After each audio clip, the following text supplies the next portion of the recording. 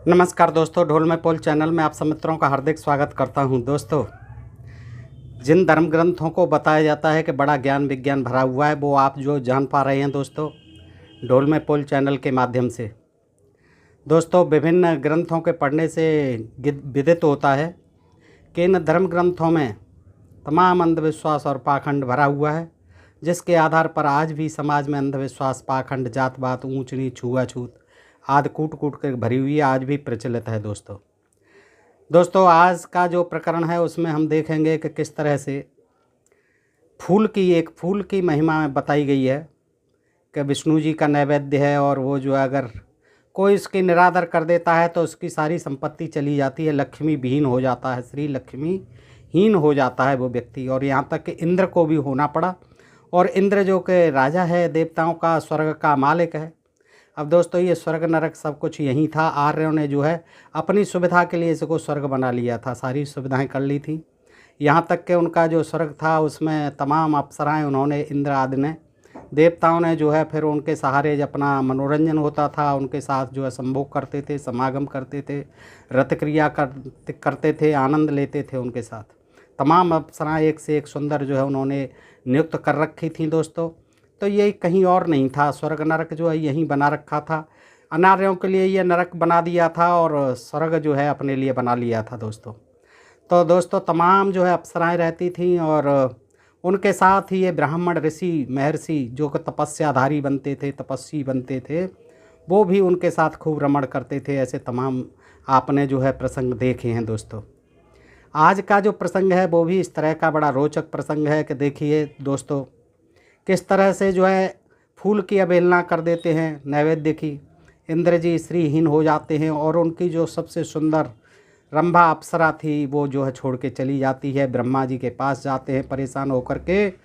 तो ब्रह्मा जी समझाते हैं कि इन वैश्याओं का कोई ठिकाना नहीं है, कहाँ है अब तुम्हारे, जब माल था तुम्हारे पास, ऐश्वर्य था, धन संपत्ति थी, तुम राजा थे, लेकिन तुमने फूल का निरादर कर दिया तो अब श्रीहीन हो गए, और सारी तुम देखो रंभा भाग गई छोड़ के, अब ढूंढो वो कहाँ है। अरे भाई, इनका कोई पतियारा नहीं, ये तो वैश्याएँ होती हैं, और वैश्याएँ तो केवल धनवानों पर ही रिश्ती हैं, उन्हीं के लिए इनका समर्पण होता है। अब जो है इंद्र भोगो, तुमने निरादर अच्छा किया। इसके बाद जो है वो लक्ष्मी जी को खुश करने के लिए फिर जो है विष्णु जी के पास जाते हैं। विष्णु जी फिर मंत्र बताते हैं, कवच देते हैं, उससे जो है फिर लक्ष्मी प्राप्त होती हैं। और लक्ष्मी जी प्रकट होकर के कहती हैं कि हे इंद्र सुनो, मैं किन किन के यहाँ जाती हूँ, किन किन लोगों के यहाँ नहीं जाती हूँ। तो दोस्तों, हम देखेंगे कि लक्ष्मी जी जो है यानी धन संपत्ति किन किन लोगों के पास जाती है लक्ष्मी देवी, किन के पास नहीं जाती है, ये भी देखेंगे। और अप्सरा को जो है, जो अप्सराएं थी, हम तो ये जानते थे उनको देवांगनाएं भी कहा जाता है।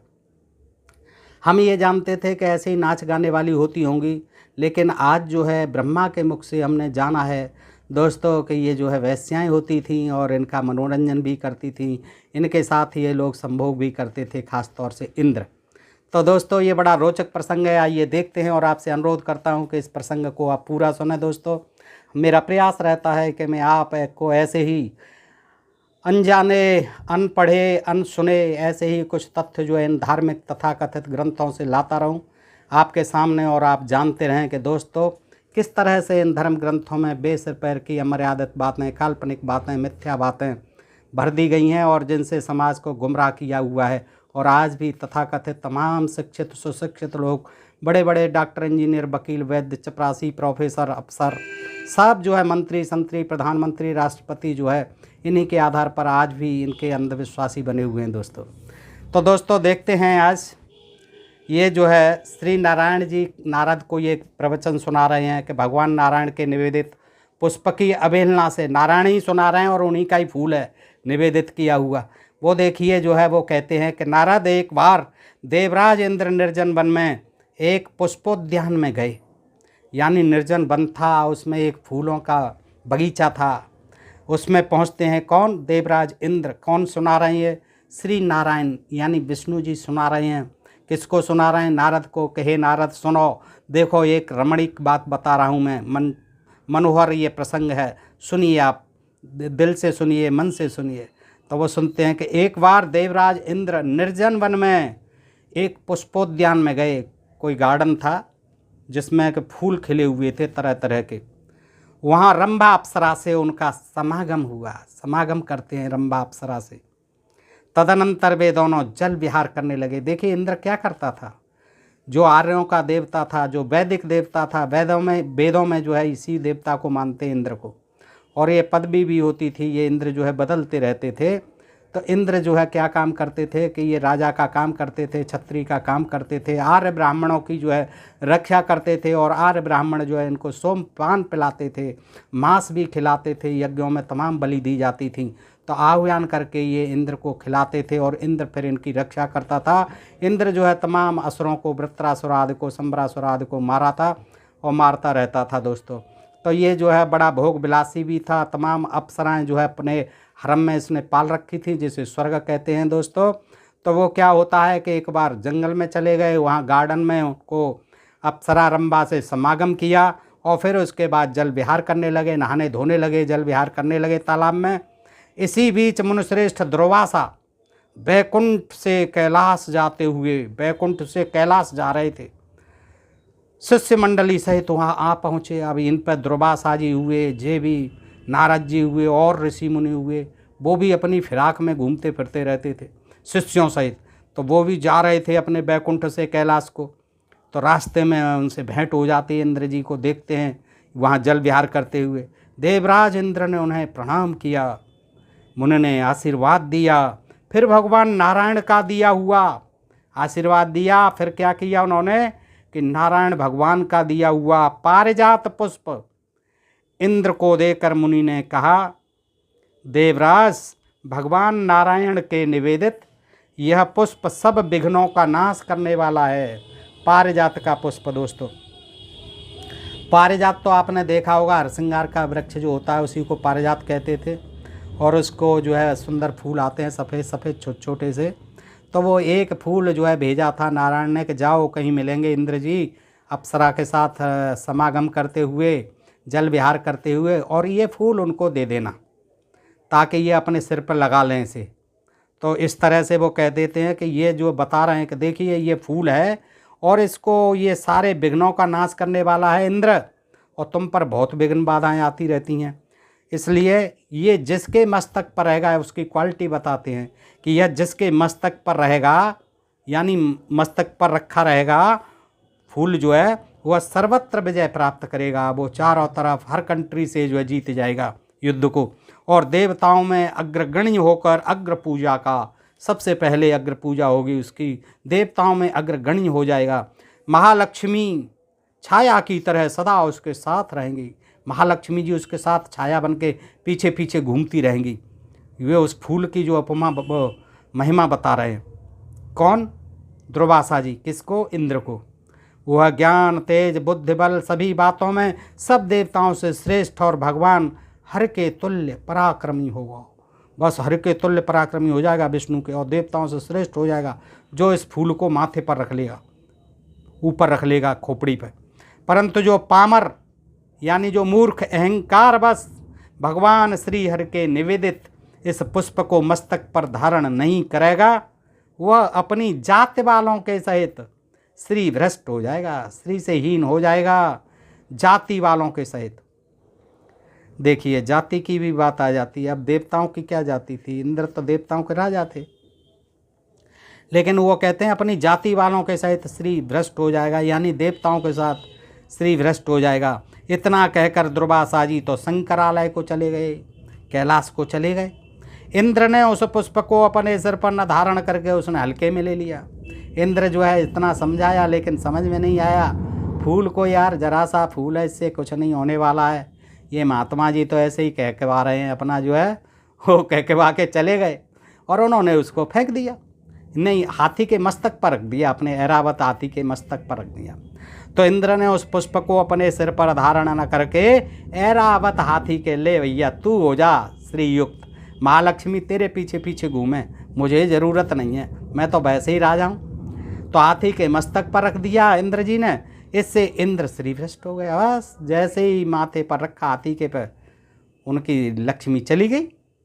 इंद्र को श्रीभ्रष्ट देख रंभा उन्हें छोड़कर स्वर्ग चली गई, जो अभी तक समागम कर रही थी, जल विहार कर रही थी। जब उन्हें देखा कि इनकी तो लक्ष्मी चली गई, ये तो दरिद्र हो गए एकदम, तो सोई वो भी छोड़ के चली गई। अब वो क्या करती, वो तो राजा महाराजाओं के साथ रहती हैं।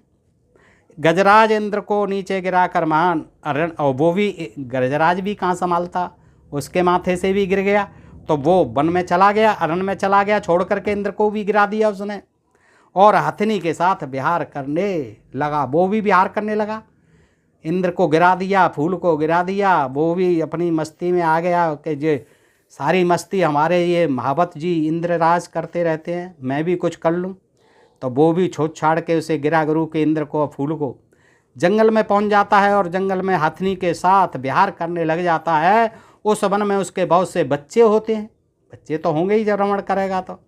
इसी समय श्री हरि ने उस हाथी का मस्तक काट कर बालक गणेश के सिर पर लगा दिया। उसकी भी देखो लक्ष्मी चली गई, वो भी भ्रष्ट हो गया, उसको उसका तो सिर ही कट गया, क्योंकि उसने फूल का निरादर किया हाथी ने।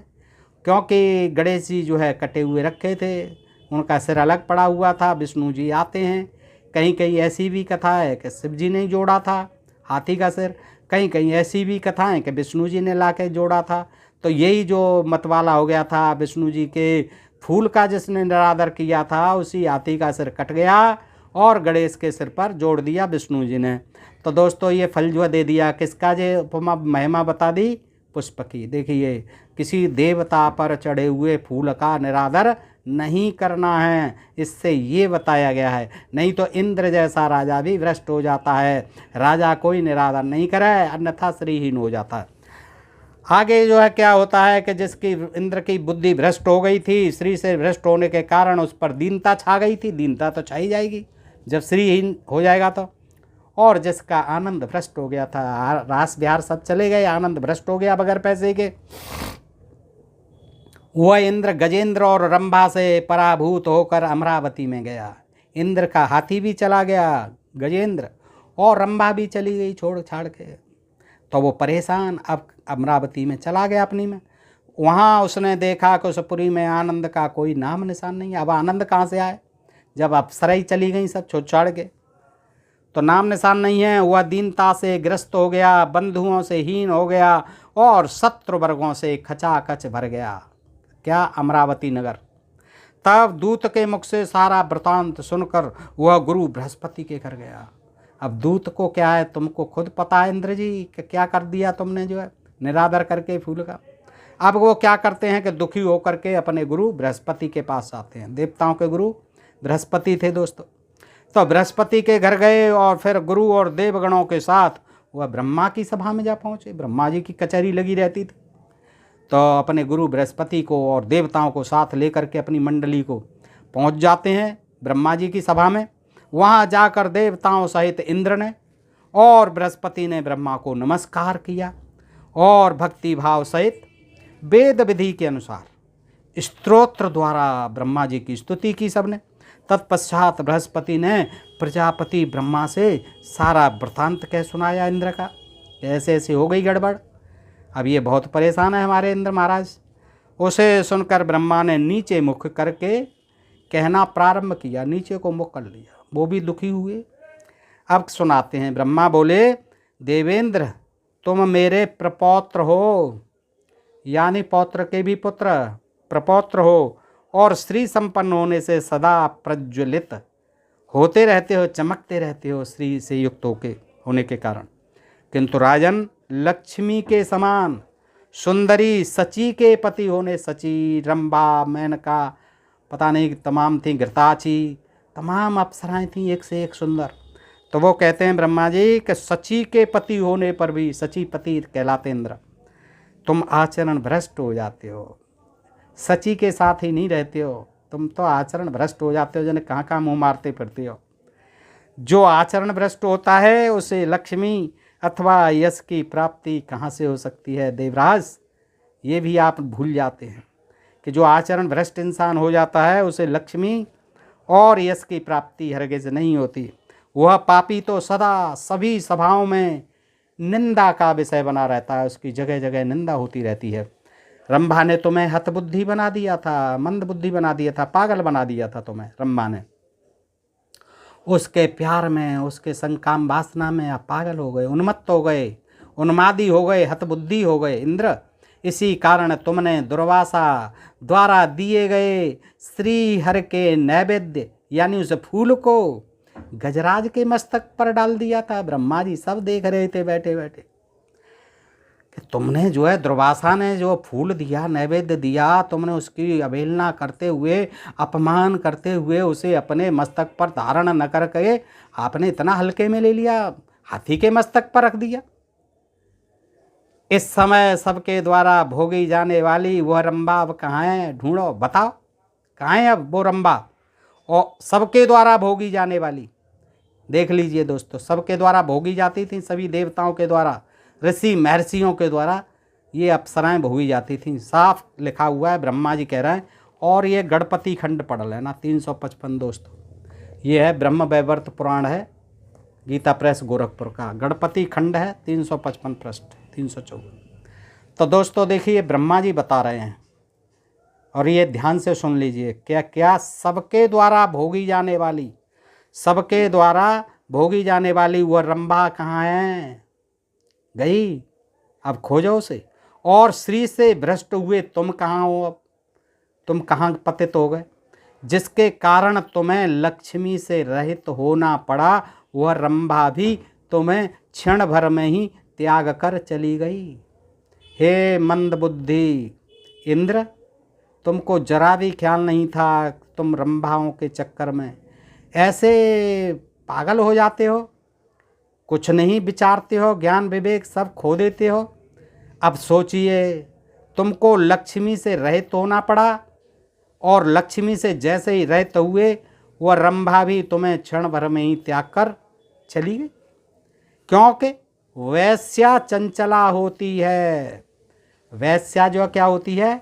चंचला होती है, चंचल होती है। वह धनवानों को ही पसंद करती है, चंचल होती है, वह धनवानों को ही पसंद करती है। एक वैश्या की खूबी वो बता रहे हैं ब्रह्मा जी। देखिए अप्सराएं जो है, जो स्वर्ग में बताई जाती थीं, वो जो है इंद्र के साथ रहती थीं। इंद्र जो भोग विलास करता था, वो वैश्याएं होती थीं, बड़ी चंचल होती थीं। वो वैश्याओं की विशेषता ब्रह्मा जी बता रहे हैं कि वैश्या चंचला होती है, वह धनवानों को ही पसंद करती है, निर्धनों को नहीं। तथा प्राचीन प्रेमी का तिरस्कार करके, पुराने प्रेमी, उनके लिए कोई नया पुराना नहीं है, पैसे वाला होना चाहिए। तो वो कहते हैं प्राचीन प्रेमी का तिरस्कार करके नए नए नायकों को खोजती रहती है, नए नए पैसे वालों को, नए नए धन कुबेरों को ढूंढती रहती हैं। परंतु वत्स जो बीत गया वह तो चला ही गया। आप पछताए हो तो क्या, जब चिड़ियाँ चुन गई खेत। जो बीत गया वह तो चला ही गया, क्योंकि बीता हुआ पुनः वापस नहीं आता। अब तुम लक्ष्मी की प्राप्ति के लिए उपाय करो, और वो मैं उपाय बताता हूँ। क्या करना है? भक्ति पूर्वक नारायण का भजन करो। नारायण, क्योंकि लक्ष्मी जी जो है नारायण के साथ ही रहती हैं, इसलिए उन्हीं का भजन करो। इतना कहकर नारायण नारायण ब्रह्मा ने इंद्र को जगत सृष्टा नारायण का स्तोत्र, कवच और मंत्र दिया। तब इंद्र देवताओं और गुरु के साथ पुष्कर में पहुंचा। पुष्कर आपने देखा ही है दोस्तों। पुष्कर में जाकर अपने अभिप्सित मंत्र का जप करने लगे और कवच ग्रहण करके उसके द्वारा श्री हरि की स्तुति में तत्पर हो गए। इस प्रकार जब देवराज इंद्र शांत हुए पुष्कर में तपस्या करके, तब उनके क्लेश को देखकर स्वयं श्री हरि प्रकट हुए और हरि ने जो है कहा कि इंद्र, लक्ष्मी प्राप्ति के लिए तुम लक्ष्मी कवच ग्रहण करो। आज भी बहुत मिल जाते हैं लक्ष्मी कवच, जिससे कपार धन संपदा एकदम टूट पड़ती है घर में। लोग खरीद के ले आते हैं लक्ष्मी कवचों को, यानी मृत्युंजय कवच, फलाना कवच, ढिकाना कवच, तमाम जो है ठग विद्या के लिए कवच बना रखे हैं दोस्तों। तो वही जो है बता रहे हैं इस पुराण के माध्यम से कि भगवान कौन? स्वयं विष्णु जी कहते हैं कि इंद्र, अब तुम्हारी स्त्री चली गई, अब क्या करोगे? कि इसके लिए तुम लक्ष्मी कवच ग्रहण करो, मेरे पास है। यह समस्त दुखों का विनाशक, परम ऐश्वर्य का उत्पादक और संपूर्ण शत्रुओं का मर्दन करने वाला है। इस कवच के धारण करने से लोग सर्वत्र विजयी होते हैं। अब इंद्र को दे रहे हैं, लेकिन लोगों की बात कर रहे हैं, यानी उसका व्यापार करना चाहते हैं विष्णु जी। क्या कर रहे हैं? लोगों को भी इसका यूज़ करना चाहिए।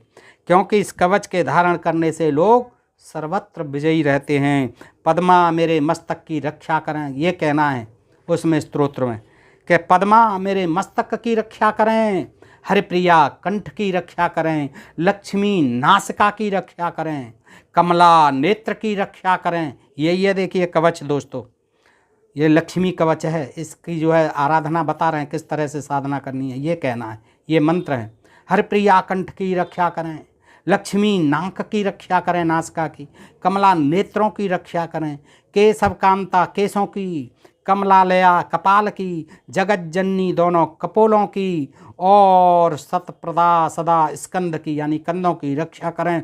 ओम श्री कमल वासन्यई स्वाहा, मेरे पृष्ठभाग का सदा पालन करें, पीठ का भी पालन करें। कमला वासन्यई स्वाहा, ओम श्री कमल वासन्यई स्वाहा। ओम श्री पद्मालयाई स्वाहा, वक्षस्थल को सदा सुरक्षित रखें, छाती को। श्री देवी को नमस्कार है, देखिए ये है कवच, लक्ष्मी कवच। श्री देवी को नमस्कार है, ये मेरे कंकाल और दोनों भुजाओं को बचावें। ओम हीम श्रीम लक्ष्मी नमः, चिरकाल तक निरंतर मेरे पैरों का पालन करे, मेरे पैरों का पालन करे। ओम हीम श्रीम नमः पद्माई स्वाहा, नितंब भाग की, नितंबों की भी रक्षा जरूरी है। तो कौन इस मंत्र से नितंब मेरी रक्षा करेंगे, कौन सा?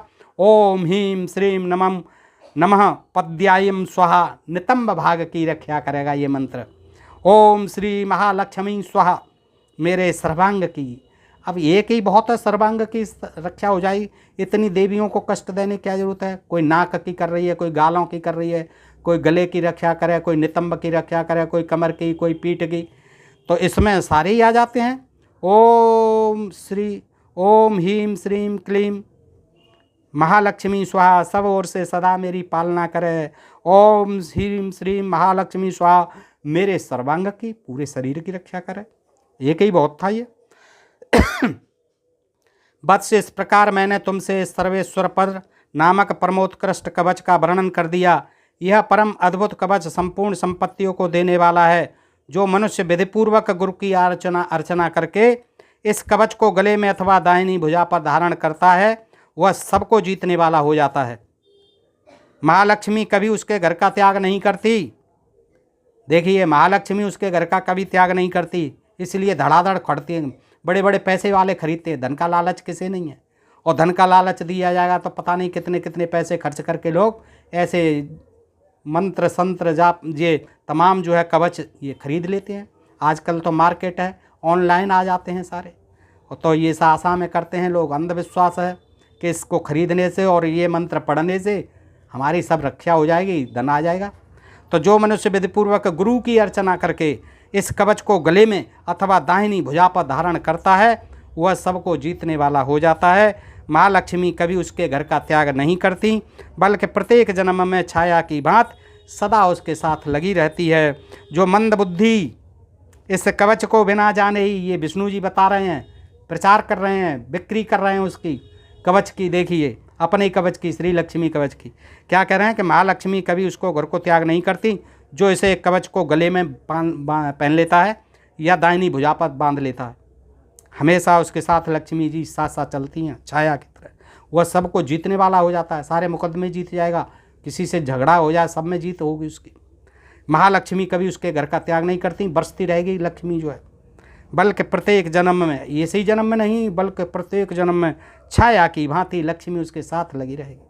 अब देखिए मरने के बाद किसका जन्म होता है, ये जो है स्वर्ग नरक के ऊपर पुनर्जन्म के लेकर के तमाम अंधविश्वास और पाखंड विष्णु तक जो है फैला रहे हैं, क्या प्रचार कर रहे हैं। देखिए अपने लक्ष्मी कवच का, उस समय भी ये बिक्री होती थी, इसी तरह प्रचार होता था और आज भी होता है।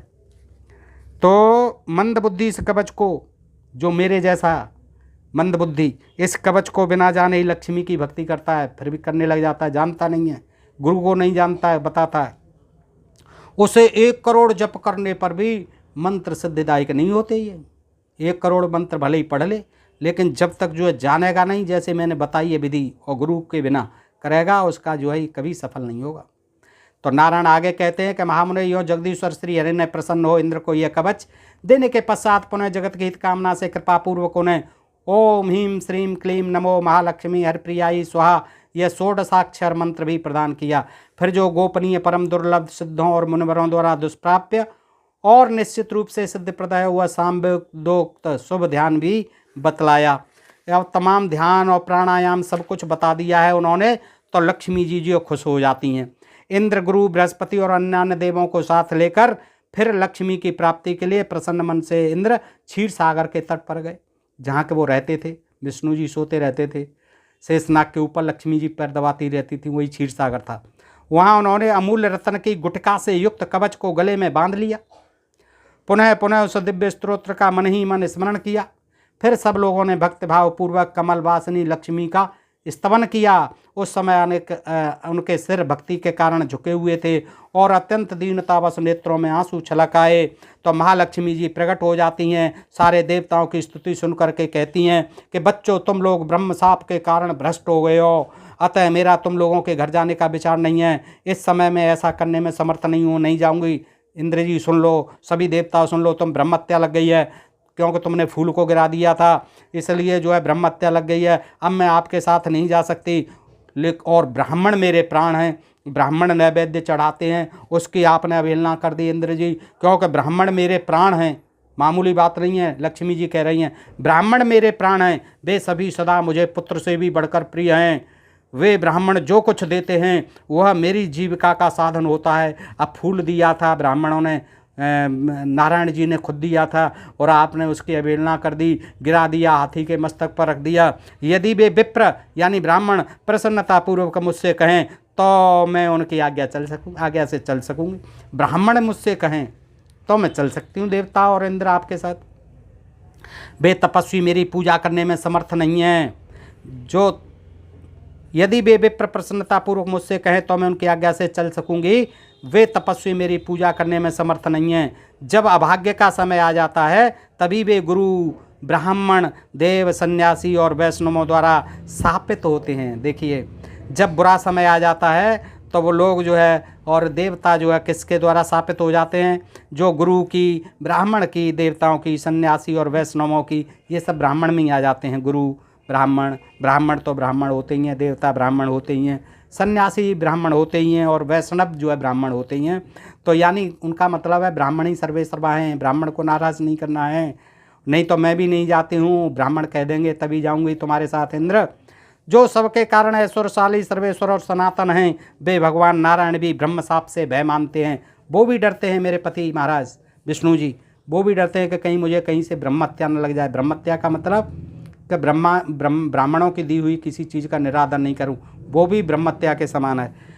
इसी बीच तमाम ऋषि आ जाते हैं, अंगिरा, प्रचेता, क्रतु, भृगु, पुलक, पुलस्त, मरीच, अत्र, सनक, सनंदन, तीसरे सनातन, साक्षात नारायण स्वरूप भगवान सनत कुमार, कपिल, आसुर, बोडू, पंचशेख, दुर्वासा, कपिल, आसुरी, पंचसिद्ध, कश्यप, अगस्त सभी आ जाते हैं। उनके चेहरों पर मुस्कुराहट थी। उन्होंने अनेक प्रकार की पूजा सामग्री से भगवती लक्ष्मी का पूजन किया, और देवताओं ने उन्हें वन्य पदार्थों का नैवेद्य समर्पित किया, वन्य पदार्थों का, कंदमूल का। फिर उन मुनीश्वरों ने हर्ष के साथ उनकी स्तुति करके भक्तिपूर्वक उनका आराधन किया और कहा, जगदम्बिके आप देवलोक और मृत्युलोक में पधारिए।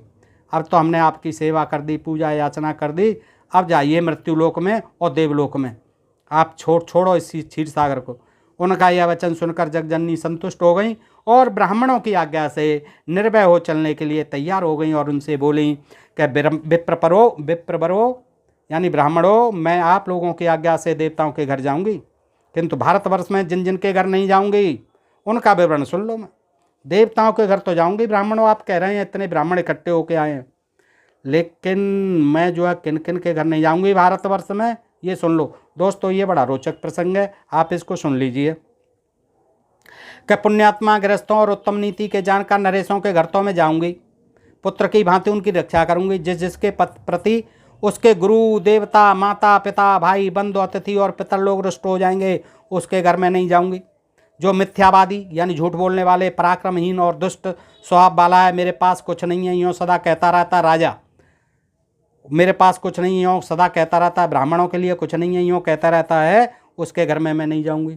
भारतवर्ष में उस राजा के यहाँ नहीं जाऊंगी। जो सत्यहीन है, धरोहर हड़पने वाला, झूठी गवाही देने वाला, विश्वासघाती और कृतघ्न है, मैं उसके घर नहीं जाऊंगी। जो चिंताग्रस्त है, भयभीत है, शत्रु के चंगल में फंसा हुआ है, महान पापी, कर्जदार और अत्यंत कृपण है, लोभी है, कंजूस है, ऐसे पापियों के घर में नहीं जाऊंगी। खूब खर्च करने वाले हों, दान देते हों, दक्षिणा देते हों, उनके घर जाऊंगी। जो दीक्षाहीन, देखा आ गई, दीक्षाहीन, जो दीक्षा नहीं लेते हैं, शोकार्त, मंदबुद्धि और सदा स्त्री के बस में रहने वाले हैं, तथा जो उल्टा स्त्री का पति अथवा पुत्र है, उसके घर में कभी नहीं जाऊंगी। जो दुष्ट वचन बोलने वाला और झगड़ालू है, जिसके घर में निरंतर कलह होता रहता है, उसके घर में स्त्री का स्वामित्व, जिसके घर में स्त्री का स्वामित्व है, यानी स्त्री का स्वामित्व है, मालिकाना हक है, स्त्री जो है चलती है स्त्री की, उस घर में मैं कभी नहीं जाऊंगी। ऐसे लोगों के घर में मैं नहीं जाऊंगी। जहाँ ये देखिए स्त्रियों का जो है निरादर है, स्त्रियों को मालिक नहीं होना चाहिए, केवल पुरुषों को ही मालिक होना चाहिए, अन्यथा जो है स्त्री वो लक्ष्मी नहीं आती है। इसलिए क्या है कि घर का मालिक जो हमेशा पुरुष को ही होना चाहिए, पति को ही होना चाहिए। ये जो है पुराण कहते हैं, ये हमारे धर्मशास्त्र कहते हैं। तो जहाँ श्री हरि की पूजा और उसके गुणों का कीर्तन नहीं होता, उनकी प्रशंसा में उत्सुकता नहीं है, उसके घर में नहीं जाऊंगी।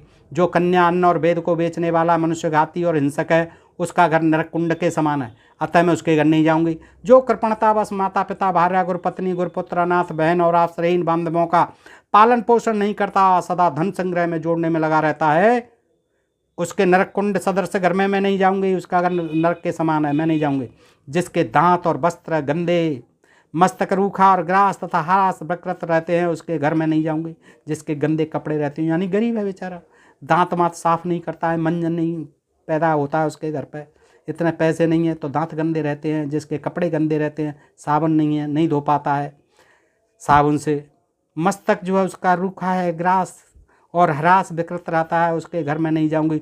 जो मंदबुद्धि मलमूत्र का परित्याग करके उस पर दृष्टि डालता है, मलमूत्र का त्याग करके उसको देखता है, उस पर दृष्टि डालता है और गीले पैरों से ही सो जाता है, उसके घर में नहीं जाऊंगी। देखिए क्या लक्षण, क्या अपनी कंडीशन बता रही हैं लक्ष्मी जी। ऐसे लोगों के घर में जाऊंगी नहीं भारतवर्ष में। जो बिना पैर धोए सोता है, गाढ़ी निद्रा के वशीभूत होकर सोते समय नंगा हो जाता है। अब नंगा कैसे हो जाएगा, सोते समय कपड़े पहन के ही सोएगा। अब बिल्कुल नंगा सो जाए वो बात अलग है, तो लक्ष्मी जी डर जाएंगी, नहीं आएंगी नंगे के घर। तो बिना पैर धोए जो सो जाएगा उसके घर, पैर धो के सोएगा, गीले पैर सोएगा तो नहीं जाएंगी, और धो के भी सोएगा बिना धोए तो नहीं जाएंगी, और नंगा हो गया सोते सोते उसके घर नहीं जाएंगी। संध्या काल और दिन में जो सोता है, शाम को और दिन में जो शयन करने वाला, उसके घर में नहीं जाऊंगी। जो पहले मस्तक पर तेल लगाकर पीछे उस तेल से अन्य अंगों का स्पर्श करता है, उस और अथवा सारे शरीर में लगाता है, उसके घर में नहीं जाऊंगी। देखिए दोस्तों लक्ष्मी जी क्या विचित्र हैं, और देखिए क्या ज्ञान विज्ञान है कि जो अपने मस्तक पर तेल लगा लेता है, यानी मुंह से चिपड़ लेता है और फिर और शरीरों से उस हाथों को लगाता है, उसके घर में नहीं जाऊंगी। अबे लक्ष्मी जी आपको क्या परेशानी हो रही है, उसको तो भाई तेल लगाना ही लगाना है अपने शरीर से। हाँ, किसी के खाज हो जाए, खुजली हो जाए, वैसे भी लोग मक्खी मच्छर से बचने के लिए सारे शरीर पर पोतते हैं, और आप कहती हैं कि मैं नहीं जाऊंगी, तो मर जाएगा वो। अच्छा, वो कहती हैं कि आगे जो मस्तक और शरीर पर तेल लगा करके मलमूत्र को जाता है। अब बताइए मलमूत्र का भी कोई टाइम होता है? नहाने धोने के बाद या नहाने से पहले लोग तेल मालिश कर लेते हैं, शरीर पर लगा लेते हैं, बाद में भी लगा लेते हैं, तो मलमूत्र का तो कोई टाइम नहीं होता, कभी भी आ सकता है। तो वो कहते हैं जो शरीर में तेल लगाकर मलमूत्र का त्याग करता है, नमस्कार करता है, पुष्प तोड़ कर लाता है, उस समय उसके घर में नहीं जाऊंगी। मेरे लिए पूजा के लिए फूल तोड़ के लाता है, मलमूत्र करता है, तेल लगा करके नमस्कार करता है फिर मुझे, तो मैं नहीं जाऊंगी। जो नखों से तृण तोड़ता है, नाखूनों से तिनका तोड़ता है, नखों से भूमि कुरेद देता है। भूमि को क्यों कुरेदेगा, कोई पागल है क्या? भूमि कुरेदी जाएगी हल से, फावड़े से। और जिसके शरीर और पैर में मैल जमा रहती है, अब बेचारे को काम से फुर्सत ही नहीं है, तमाम मजदूरों के पैर मैल से ही सने रहते हैं बेचारों के, तमाम जो है गंदे, क्या करें, उनको टाइम ही नहीं मिलता है इतना साफ़ करने का। और तो लक्ष्मी जी निस्संदेह नहीं आती हैं उसके घर, वो तो बेचारा हैंड टू माउथ रहता है, दिन भर मेहनत मजदूरी करता है। और देखिए यही कारण है कि वो भी घृणा करती हैं लक्ष्मी जी मजदूरों से, कि उनके पैर में मैल जमी रहती है, शरीर पर मैल जमी रहती है, उसके घर में मैं नहीं जाऊंगी। बहुत पवित्र है। जो अपने द्वारा अथवा पराये द्वारा दी हुई ब्राह्मण की और देवता की वृत्ति का अपहरण करता है, वह ज्ञानशील ही क्यों न हो, उसके घर में नहीं जाऊंगी। ये ब्राह्मणों का पक्ष ले रही है बार बार। क्या कह रही है कि जो अपने द्वारा या तो जो खुद या दूसरों के द्वारा ब्राह्मण की और देवताओं की वृत्ति यानी बिजनेस को, अब ब्राह्मणों की वृत्ति तो आप समझते ही हैं, धर्म कर्म कर्मकांड वेद पढ़ना, पाठ पढ़ना, दान लेना, दान देना, तप करना, तप कराना, हव करना, हवन करना, यज्ञ करना, कराना, दान दक्षिणा लेना। अब इसको कोई चुरा ले या बलात् हठात ले ले और देवताओं की वृत्ति ले ले, ये देवताओं की वृत्ति या उसका अपहरण करे, तो भले ही कितना ही डिग्रीधारी हो, ज्ञानशील हो, विद्वान हो, तपस्वी हो, लेकिन मैं उसके घर नहीं जाऊंगी। नंगा ही रहेगा वो, दरिद्र ही रहेगा। जो मूर्ख कर्म करके दक्षिणा नहीं देता, जो मूर्ख कर्म करके दक्षिणा नहीं देता, यज्ञ करा लेता है, हवन करा लेता है, कथा भागवत करा लेता है, फिर दक्षिणा नहीं देता ब्राह्मण को, वह सठ पापी और पुण्यहीन है। वह सठ है, मूर्ख है, पापी है, पुण्यहीन है, उसके घर में नहीं जाऊंगी। देखिए ब्राह्मणों का कितना पक्ष लेती हैं। और ब्राह्मण फिर भी बहुत से निर्धन होते हैं, भीख मांगते हैं, भिखारी होते हैं। तो ये कैसी उनकी लक्ष्मी जी की कृपा है। कुछ के साथ वो भी भेदभाव करती हैं, कुछ ब्राह्मणों के यहाँ जाती हैं, वो कुछ के यहाँ बेचारों के यहाँ नहीं जाती, वो गरीब ही रहते हैं। उनके लिए तो भिखारी बना दिया, भीख ही उनका धन है। जो मंत्र विद्या झाड़ फूंक से जीविका चलाने वाला, आप सुन लीजिए, जो ओझा होते हैं, झाड़ फूंक करने वाले, जीविका चलाने वाले, मंत्र विद्या से तंत्र मंत्र करने वाले, ग्रामयाजी यानी पुरोहित, जय तमाम कथा कहानी करने वाले, यज्ञ कर्म कांड कराने वाले पुरोहित, वैद्य, रसोईया और वेतन लेकर मूर्ति पूजा करने वाला पुजारी। अब वेतन लेके करते हैं बहुत से पुजारी, मंदिरों में चढ़ावा लेते हैं, सब पैसे वाले ही, पैसे ही की खातिर करते हैं। उसके घर में मैं नहीं जाऊंगी। देखिए वो तो माला माला जो मंदिरों में बैठे हुए हैं, चकाचक हैं, करोड़पति हैं, और वो कहती है कि मैं नहीं जाऊंगी इनके घर। किन किन के? जो झाड़ फूंक करने वाला है, मंत्र विद्या करने वाला है, पुरोहित है, वैद्य है, रसोईया है और वेतन लेकर मूर्ति पूजा करने वाला है, उसके घर में मैं नहीं जाऊंगी। जो क्रोधवश विवाह और धर्म कार्य को काट देता है और जो दिन में स्त्री प्रसंग करता है, स्त्री के साथ दिन में प्रसंग करता है। अब लक्ष्मी जी आपको क्या परेशानी है? आप भी तो दिन रात लगी रहती हैं विष्णु जी के चरण बंधन में। तो वो पत्नी अगर चरण बंधन करती है दिन में या अपने पति के साथ कुछ आनंद कर्म करती है तो आपको क्या परेशानी है? वो भी तो एक धर्म कार्य है। लेकिन आप कहती हैं कि जो भी इंसान क्रोधवश विवाह करता है और धर्म कार्य को काट देता, धर्म कर्म से नहीं करता, ब्राह्मणी धर्म विधान के अनुसार नहीं करता विवाह आदि संस्कार, और जो दिन में स्त्री प्रसंग करता है, दिन में नहीं करे, रात में ही करे, उसी के यहाँ जाऊंगी मैं। अब जो दिन में स्त्री प्रसंग करता है उसके घर में नहीं जाऊंगी। और ये ज्ञान किसको दे रही हैं लक्ष्मी जी? सारे देवताओं को, इंद्र सहित सब सुन रहे हैं। नारद, अब विष्णु जी इधर कहते हैं, नारद इतना कहकर महालक्ष्मी अंतर ध्यान हो गई। बस उन्होंने सारा बता दिया कि मैं किसके घर जाऊंगी, भारतवर्ष में किसके घर नहीं जाऊंगी, और कहकर के अंतर ध्यान हो गई। फिर उन्होंने देवताओं के ग्रह तथा मृत्युलोक की ओर देखा।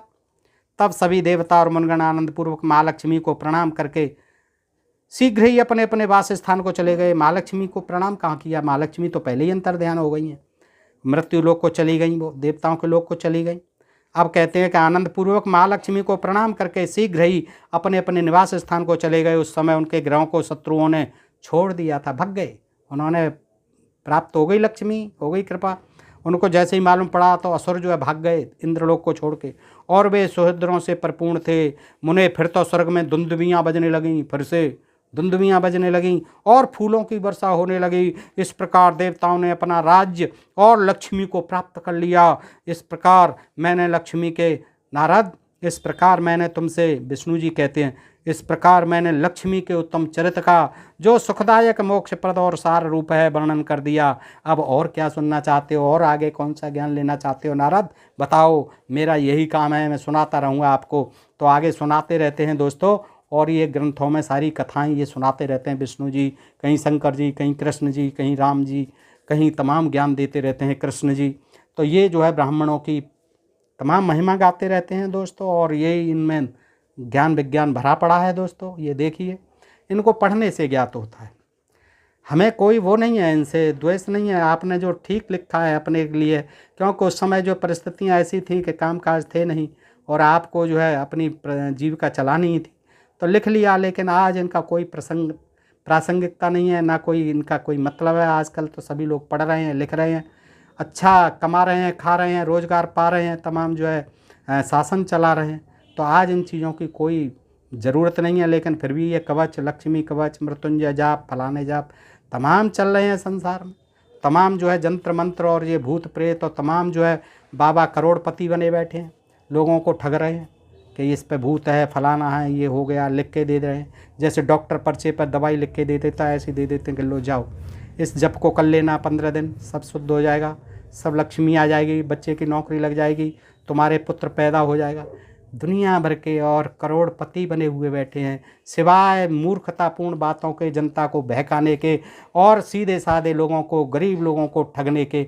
उनके प्रपंच जो और कोई कुछ नहीं है, ये सब इन्हीं के आधार पर है। और भोली और अंधविश्वासी जनता इनके चक्कर में फंसी हुई है दोस्तों, और ये मौज मस्ती मार रहे हैं। इनके लिए यही भारत जो है स्वर्ग बना हुआ है, और हमको कह देते हैं कि तुम लोग ये काम नहीं करोगे तो नरक में जाओगे। दोस्तों, न कहीं स्वर्ग है न कहीं नरक है। स्वर्ग है तो यही है, नरक है तो यही है। अब आप देखिए कि आपको अपना जीवन स्वर्ग में बनाना है, यानी सुख में बनाना है, तो आप पढ़ें लिखें, तरक्की करें, वैज्ञानिक देश बनाएं, वैज्ञानिक सोच बनाएं, और इन अंधविश्वास, पाखंड और जातवाद के झगड़ों से, भेदभाव और नफरतपूर्ण व्यवहारों से अपने को मुक्त रखें और एक उन्नत देश, एक वैज्ञानिक सोच वाला देश बनाएं। दोस्तों, बताइए आपको यह प्रकरण कैसा लगा। दोस्तों, अच्छा लगा हो तो अपने मित्रों में शेयर करें, अधिकाधिक शेयर करें, और अपने प्रिय चैनल ढोल में पोल को सब्सक्राइब करते रहें। आज के लिए इतना ही। आप सब मित्रों का हृदय से आभार, नमस्कार, जय भारत, जय इंडिया। दोस्तों।